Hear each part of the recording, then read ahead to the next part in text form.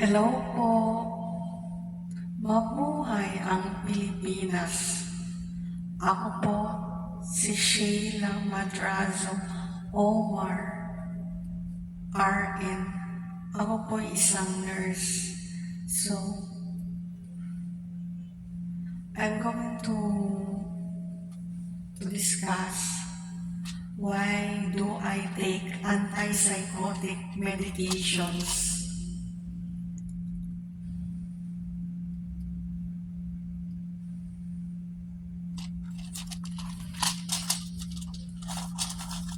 Of risperidone.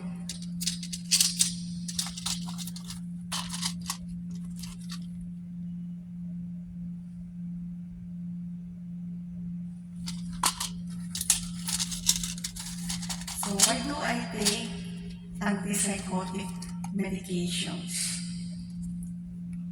Overview of why I take antipsychotic drugs. So last July 2024, mental health MD Dr. Mercedes Mendoza, her clinic in Zamboanga City, had video calls with me for her examinations, assessments to me, then prescribed me and sent me to Manila. Now I'm now in Manila. She sent me to Manila drugs, risperidone, brand name Risgen,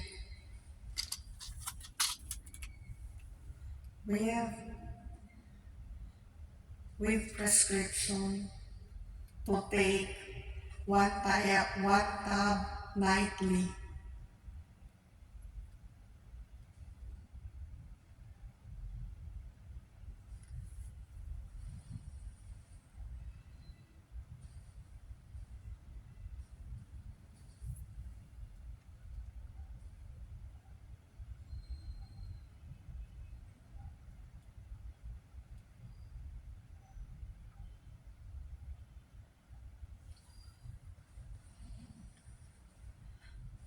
I take half tab nightly because I am compatible with it, with this dose. And one tab nightly makes me sleep longer, up to 10 hours. But I have busy schedules and duties because I'm a nurse.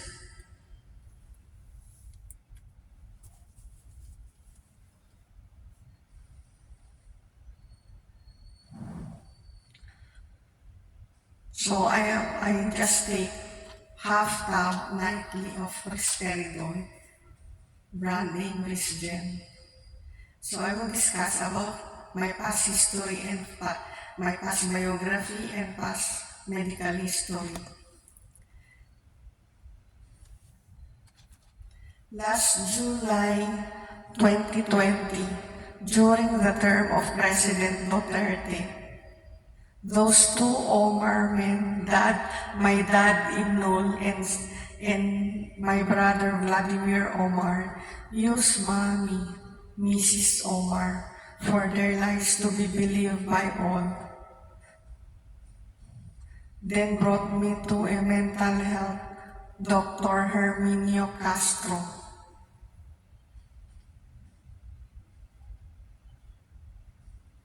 who prescribed me olanzapine for 1 year.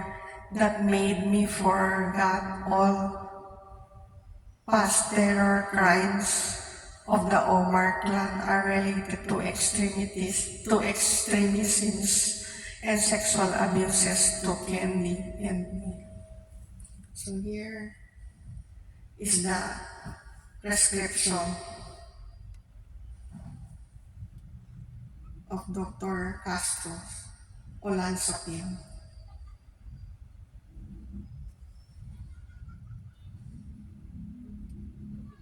That made me forget all past terror crimes I know.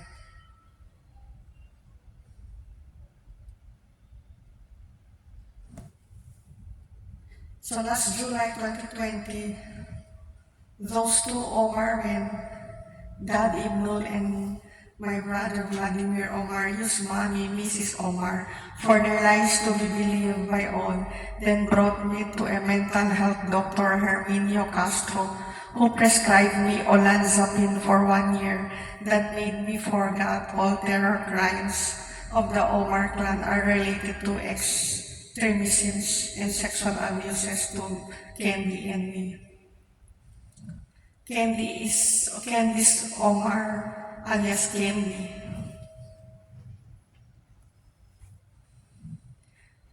She's an ex-flight attendant and she's executive chef.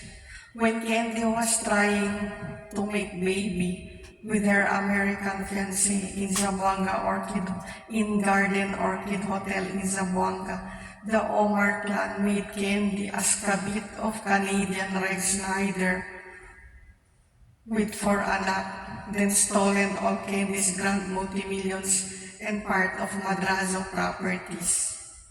Using mother, Mrs. Omar, then gave everything to Vladimir Omar, who immediately conceived 2 sons as herederos of all Candy's grand multi-millions and part of Madrazo property. My middle name is Madrazo from mother's side. Chinese girlfriend Sherinel Kwe gave Vladimir 2 sons.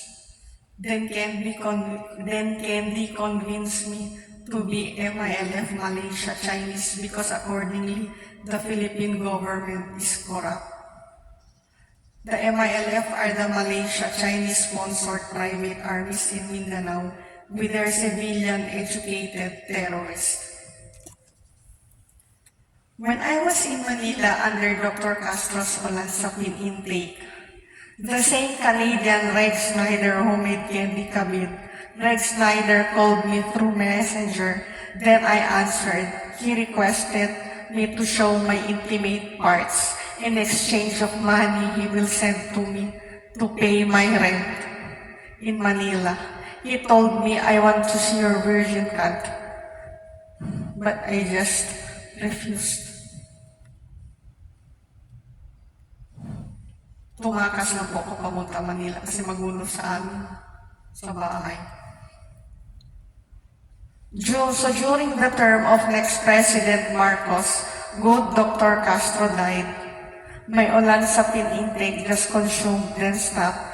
Then Mommy, Mrs. Omar referred me to another mental health doctor, but I refused, tired. After 1 month, I started to remember the past terror crimes I know while having episodes of syncope crying. Then I started drinking carrot apple smoothies to nourish my brain.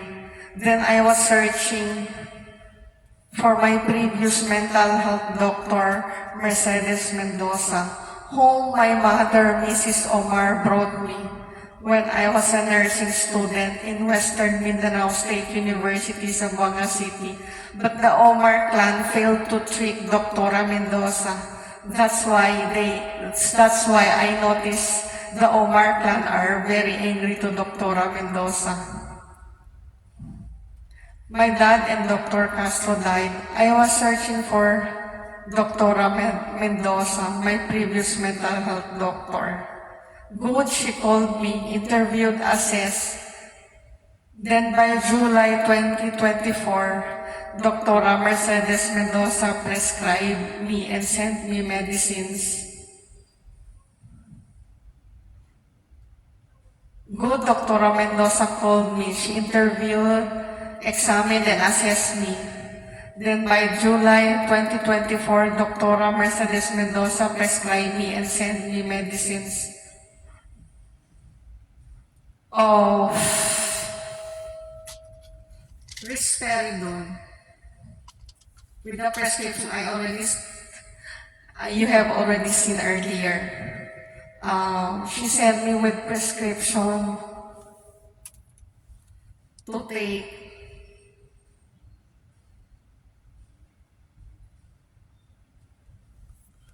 1 tab nightly.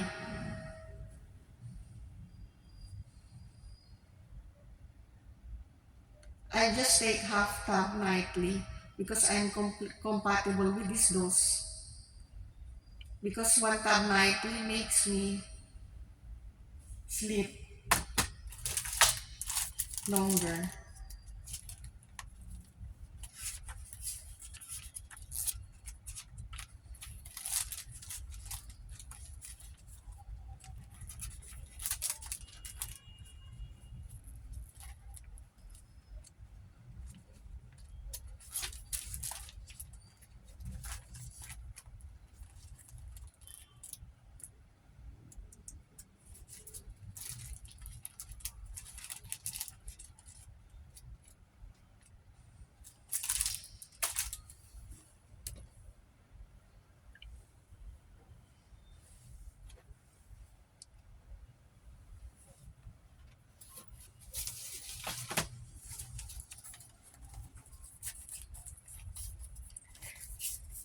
Here is the original prescription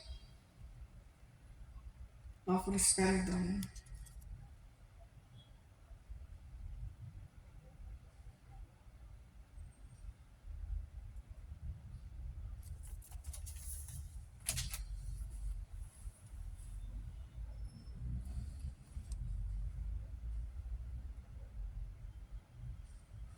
Alam po ni Dr. Mendoza that I'm working as a clinic nurse. Tapos, continuous lang po yung 1/2 tab of risperidone nightly. Compatible ako with this dose. Tapos, yun, plus carrot apple smoothies. The Omar clan have their attorney Muhammad Rames Tan Omar, the eldest son. The Omar clan have their attorney Muhammad Rames Tan Omar, the eldest son of Simar Omar. So the Omar clan have their attorney Muhammad Rames Tan Omar, the eldest son of Simar Omar. It was my dad, Ibnul, who financially supported his brother Simar Omar to study engineer in a private school, Universidad de Zamboanga. Attorney Muhammad Rames Tan Omar is the eldest son of Simar Omar. Since the Omar clan have their attorney, so the Omar clan are powerful and protected kahit ano pang gawin nila. No wonder there's MILF Camp Omar. When I was a little kid, my dad, Ibnul Omar, stayed in Madrazo compound, all free rents. But he facilitated prostitutes to stay in Madrazo compound, paying the rents. My middle name is Madrazo. When my dad Ibnul brought his brother Simar Omar to stay in Madrazo compound, then Dad Ibnul financially supported to educate Simar schooling engineering in a private school, Universidad de Zamboanga.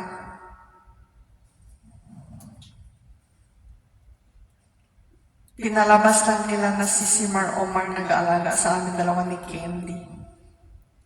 Simar Omar stayed in Madrazo compound. The address is 121 Madrazo compound, Don Toribio Street, Tetuan, Zamboanga City.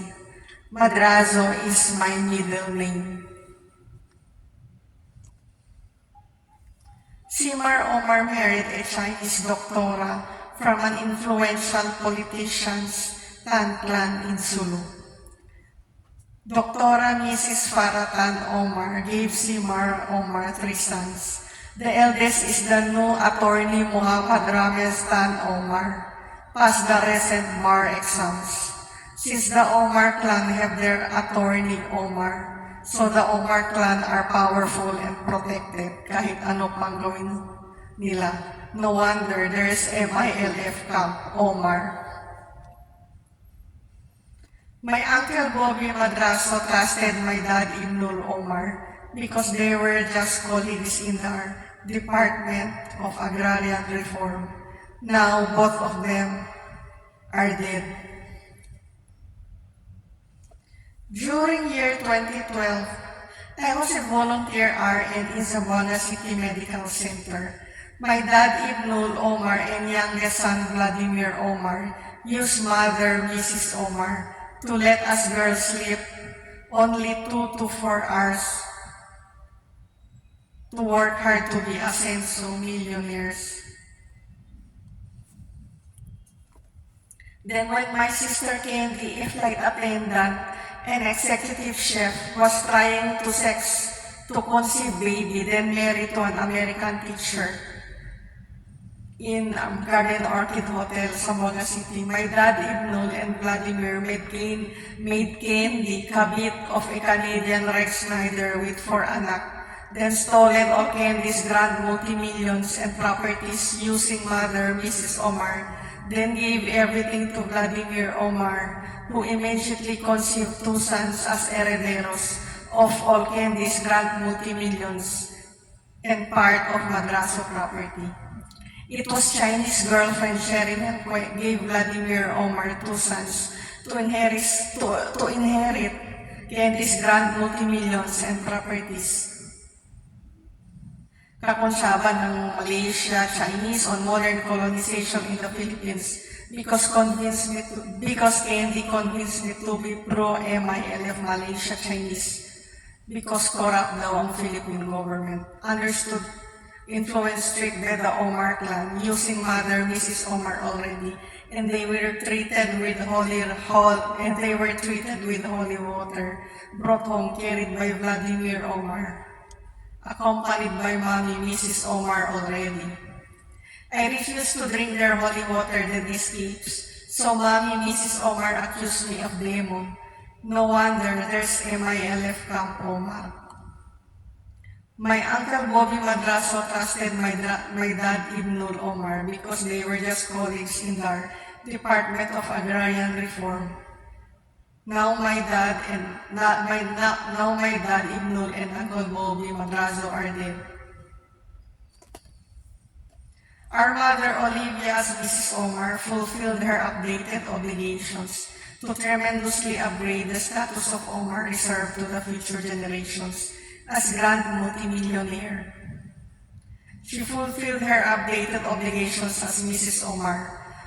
My father, Ibnul Omar, just food tricked us.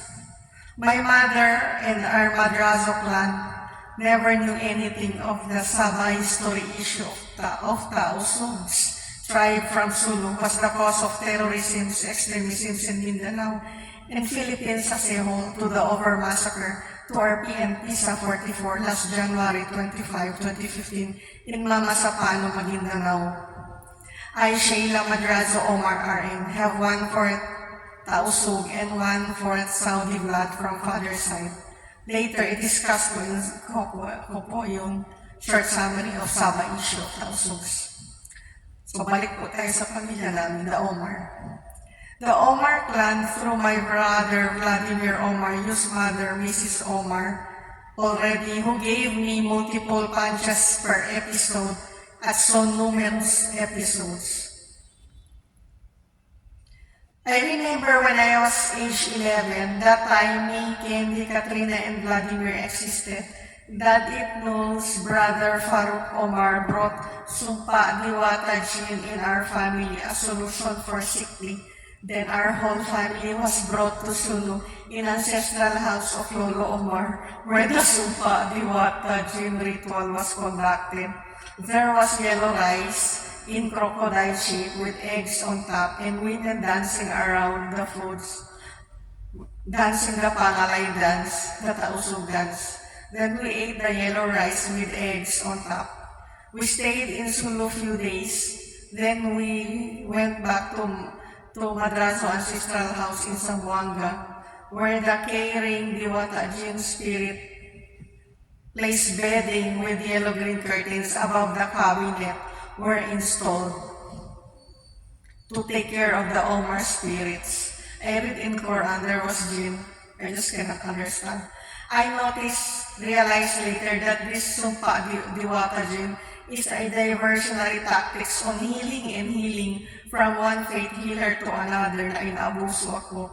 From from Muslim imam to Catholic Archbishop Romulo Valles counseling, from one professional medical doctor to another who's mostly ignorant of the deadliest Sabah history issue of Tausugs, instead of focusing to save lives of genuine stakeholders in Mindanao terrorism to the over massacre to our PNP sa 44, which started from the deadliest Sabah history issue of Tausugs through Ninoy Aquino and Chinese Xiaochua's version of Jabi the massacre story of Tausugs in Corregidor last 1968.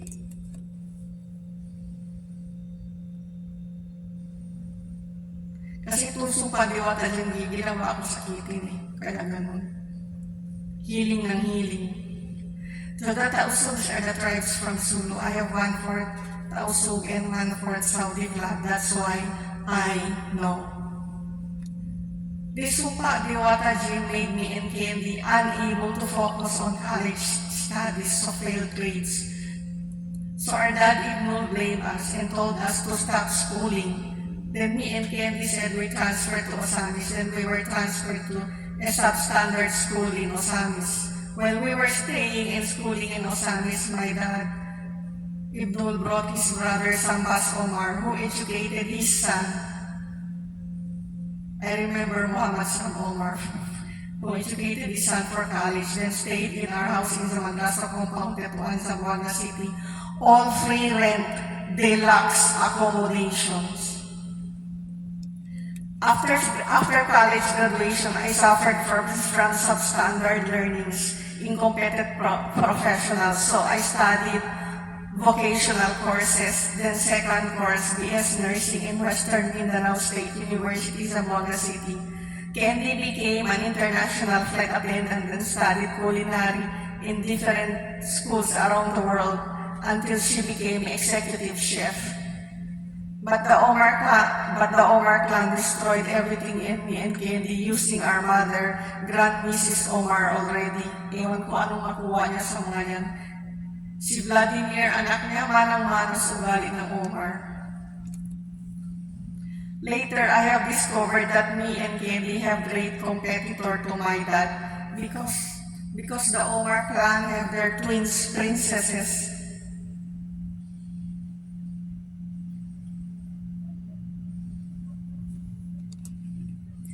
Named Norhima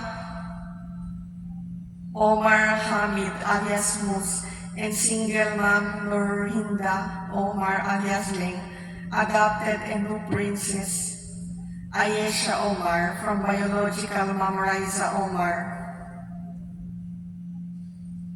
Ito po yung Omar princesses. Leng and Mus yung nakasize with turong. Na center is their new princess, next generation princess, Ayesha Omar.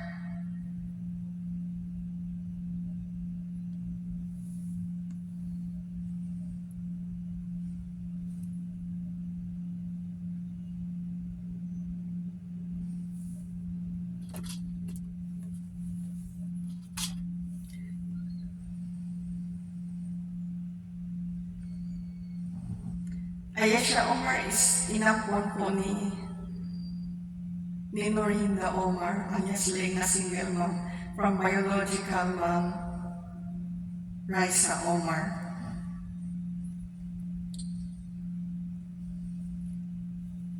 So this is Ayesha Omar portraying the role of Maria Clara for the short film Noli and Elfili by Dr. Rosary Sang in Ayesha School, the Las Piñas National High School in Manila. This is the next generation Prince Omar Princess, Ayesha Omar. The next generation princess of the Omar clan. The princesses Mus and Ling are the youngest sisters of my dad from my grandpa Muhammad Omar's first wife. So I will now do the narration of my past biography in relation to history of Sabah issue of Tausugs tribe from Sulu, cause terrorism in the Philippines to the Over massacre to RPNP sa 44 last January 25, 2015 in Mamasapano, Maguindanao. I remembered as a kid, my lolo Haji Muhammad Omar escaped for political asylum to Malaysia, passed by back towards Sabah, when he was about to be arrested by the Philippine Marines during the time of MNLF, Moro National Liberation Front. My dad Ibnul and Uncle Nasser Omar followed to Sabah for fear to be arrested. After the People Power Revolution in EDSA, Manila, during the term of next president Cory Aquino, my dad Ibnul came back to our house in Madraso compound, Zamboanga, Tetuan, Zamboanga, then Lolo Omar followed. They have already gained freedom under the yellow President Cory Aquino's democratic government. The Omar clan, using Mother Mrs. Omar, tinanggalan ako all rights because I was fighting against my mother. Anyway, who would respect this kind of mother na bugaw and gave me multiple punches per episode at so numerous episodes na gusto fight for the Omar legacies, for the luscious benefits of the Omar clan. Kaya pinalitan nila ang status sila Omar clan, mega rich ako pobre. My mom, Mrs. Omar, made the madraso and kung saan relatives hate me, sinisiraan ako, guided by his son Vladimir Omar, na manang-mana sa ugali ng Omar. Tapos pinalabas nila na pobre ako because God punished me. Palakasan man po, Mrs. Omar, with son Vladimir, and Dad Ibnul goes together to Fort Pilar Shrine of Zamboanga almost every night until RPNP sa 44 died. Ako lumalaban as revolutionist in educated force. Then Kenny, who was an executive chef when she was trying to do sex to have baby, then married to an American teacher.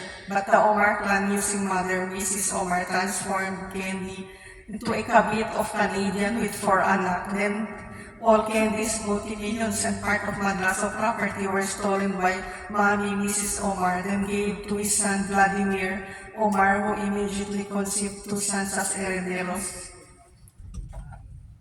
of all Candy's multi-millions and part of Madraso properties. Despite Candy provided all the Luhu Mitsubishi Adventure SUV to Mom and Dad, worth 850,000 and all Luhu from head to toe, name it, binigay na ni Candy kay Mom and Dad and Vladimir. Kasi kung i-itemize ko, hindi matapos Lokela. Lahat ng Luhu binigay na sa kanila ni Candy from head to toe, name it, sa mga padala, balikbayang boxes. Tsaka kung umuwi si Candy from abroad. Candy financially supported Katrina and Vladimir's private school, and Candy installed teeth braces to Vladimir Omar, worth 100,000 minimum. My mother, Mrs. Omar, just teased me. My teeth are crooked.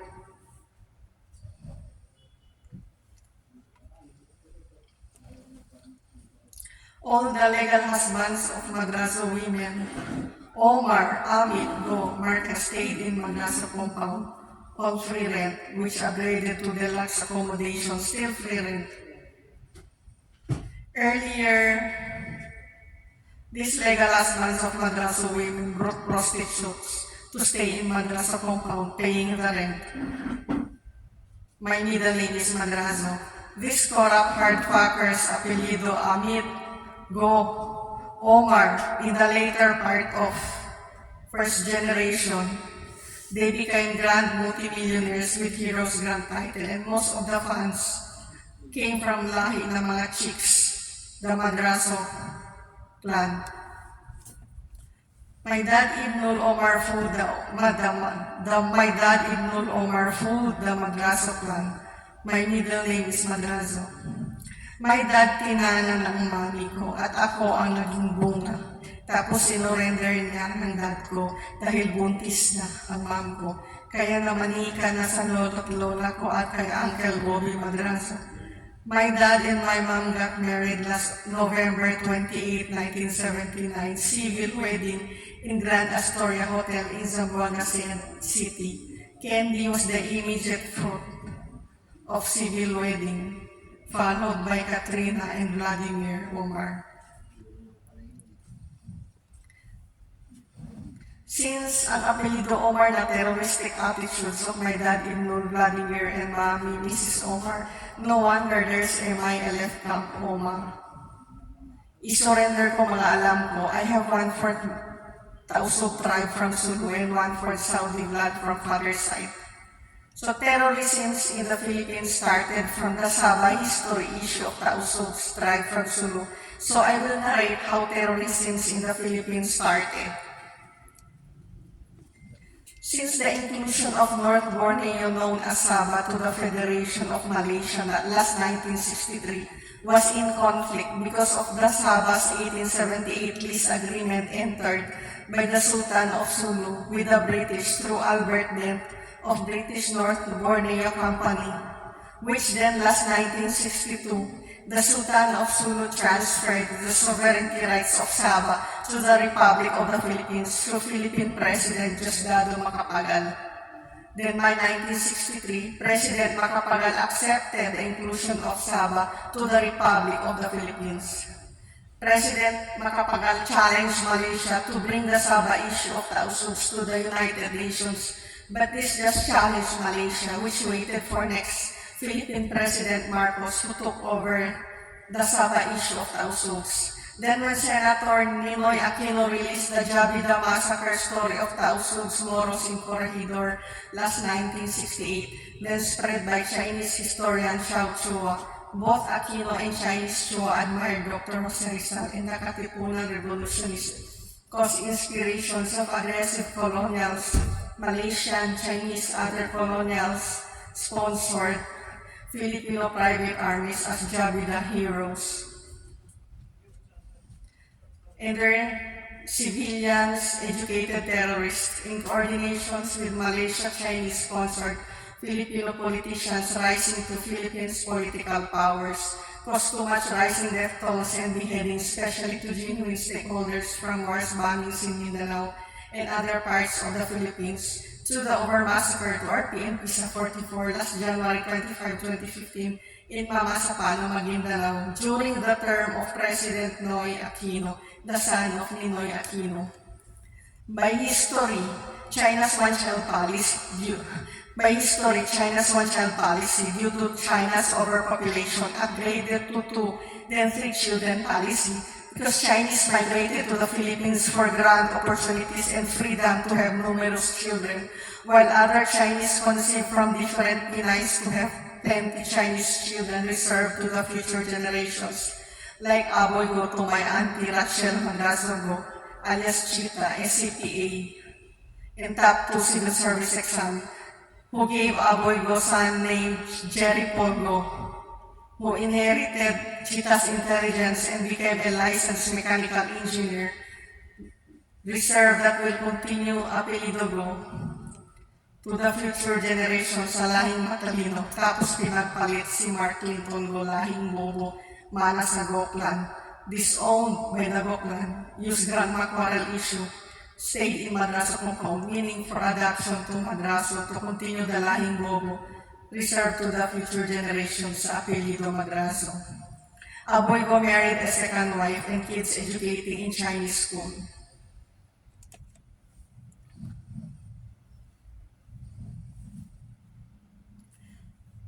The Chinese still are grand opportunities to manage our natural resources, so those Filipinos competitors to manage our natural resources are converted into maids, servants, beggars, while others prostitutes, while Chinese are never allowed to have these jobs for them. So they exchange status to the future generations against the Filipinos. To modern untold history, so many Pinays maids, domestic helpers, died abroad from severe abuses over fatigue from work. The Chinese slowly became the first-class citizens in the Philippines. Aside from managing our natural resources, they have started from small stores, then upgraded to grand stores throughout the Philippines. The Chinese or colonials are never allowed to manage natural resources in Middle East or other great nations, workers only, so as not to be abusive first-class citizens in their nation. The Filipinos work overseas monitored with CCTV under strict foreign nations laws, with POEA contract. Unlike the Chinese managing our natural resources in the Philippines, the Chinese make their own laws. So common sense, since Ninoy Aquino and Chinese Xiao Chua blame President Marcos behind the Jabida massacre story of thousands in Corridor last 1968, common sense po. Whoever benefited from Ninoy Aquino and Chinese Xiao Chua's Jabida massacre story of thousands in Corridor last 1968, kung sino man nakilamo sa kwentong to, were the real masterminds to the killings of Moros, Tausugs in Corregidor last 1968. So common sense lang po. According to Ninoy Aquino and Chinese Xiao Chua Jabida massacre story of Tausugs Moros last 1968 were held in Corregidor. So the aggressive colonials are hiding that Corregidor was a Japanese military garrison during World War II. So many Pinays were gang raped and other Pinays were kidnapped and gang raped in Corregidor, done by the Japanese soldiers.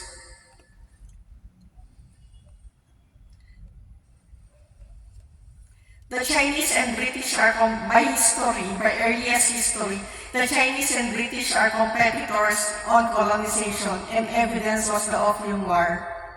So, dinidiscuss ko paano naumpisa ang lahat kaguluhan sa Mindanao. The Chinese,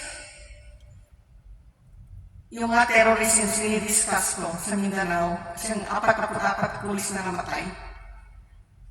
The Chinese and British, kung saan sila nag-ugat, i-discuss ko. The Chinese and British are competitors on colonization, and evidence was the Opium War. Then peace talks ended the Opium War, pero kalokohan lang. What's the evidence? Another, the British colonized Borneo states of Sarawak, Singapore, Malaya, state of Borneo became under British colony, including Sabah, through the 1878 Sabalese Agreement entered by the Sultan of Sulu with the British, so North Borneo, known as Sabah, became under British colony later. The Malayans from the Malayan state got jealous of the British aggressive colonization in Borneo, so the Malayan heroes or MPLA waged years of wars against the British colonials until the British gave up. So the Malayans from the Malayan state of Borneo formed the Kobold Commission for the United Nations to determine whether the citizens of Sarawak and Sabah favor their territorial inclusions to the Federation of Malaysia through the plebiscite, while others called it referendum. While referendum was conducted in Singapore, accordingly mostly favored. So the Federation of Malaysia was successfully established last 1963, and no nation fully recognized by the United Nations. According to the British, they granted independence to Malaysia, so it's now Malaysia that will continue to be the competitor of the Chinese in modern colonization. So from the British, na-continue ng Malaysia ang colonization to Southeast Asia na competitor of the Chinese. So, nang nangabuo na ang Federation of Malaysia in last 1963, so nasali ang Singapore.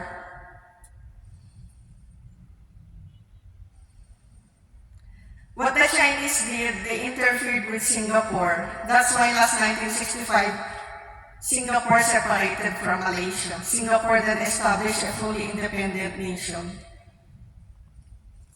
So, competitor kasi. So, competitor na ang Malaysia in Chinese on colonization. So, since the inclusion of North Borneo, known as Sabah, to the Federation of Malaysia last 1963 was in conflict because of the Sabah's 1878 lease agreement entered by the Sultan of Sulu with the British through Albert Dent of British North Borneo Company, which then last 1962, the Sultan of Sulu transferred the sovereignty rights of Sabah to the Republic of the Philippines through Philippine President Diosdado Macapagal. Then by 1963, President Macapagal accepted the inclusion of Sabah to the Republic of the Philippines. President Macapagal challenged Malaysia to bring the Sabah issue of Tausug's Moros to the United Nations, but this just challenged Malaysia, which waited for next Philippine President Marcos, who took over the Sabah issue of Tausug's. Then when Senator Ninoy Aquino released the Jabila massacre story of Tausug's Moros in Corregidor last 1968, then spread by Chinese historian Professor Xiao Chua, both Aquino and Chinese Chua admired Dr. Jose Rizal and the Katipunan revolutionists, caused inspirations of aggressive colonials. Malaysia, Chinese, other colonials funded Filipino private armies as Jabila heroes, and their civilian educated terrorists in coordination with Malaysia, Chinese-sponsored Filipino politicians rising to Philippines' political powers, caused too much rising death tolls and beheadings, especially to our genuine stakeholders, from wars, bombings in Mindanao and other parts of the Philippines, to the over-massacre to our PNP sa 44 last January 25, 2015 in Mamasapano, Maguindanao, during the term of President Noy Aquino, the son of Ninoy Aquino. So since terrorism in the Philippines started from the history of Sabah issue of Tausug's tribe from Sulu, then the Tausug's proud, highly educated, and proud top 10 in Professional Regulation Commission and the Tausug attorneys should investigate all this. I know this because I have 1/4 Tausug and 1/4 Saudi blood from father's side.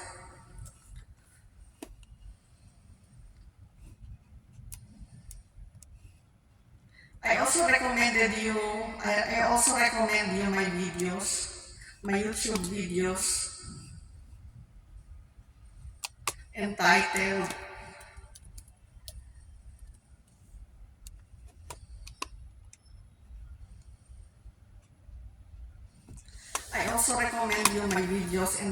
Sabah History, Issue of Tausugs, and the Corrupt Fuckers to Madrazo Women. My middle name is Madrazo. Yung history po, HX lang po. HX lang. Sabah History, Issue of Tausugs, Cause Terrorism in the Philippines, and the Corrupt Fuckers to Madrazo Women. Part 1, 2, 3, 4, and 5. So maraming salamat po sa inyong pakikinig. Ako po si Nurse Sheila Madrazo Omar, RN. Naglilingkod po para sa ating minamahal na bayan, Pilipinas. Na-report ko na po to sa Professional Regulation Commission. Maraming salamat. Na-report ko na po to sa Legal Division of the Professional Regulation Commission. Maraming salamat po.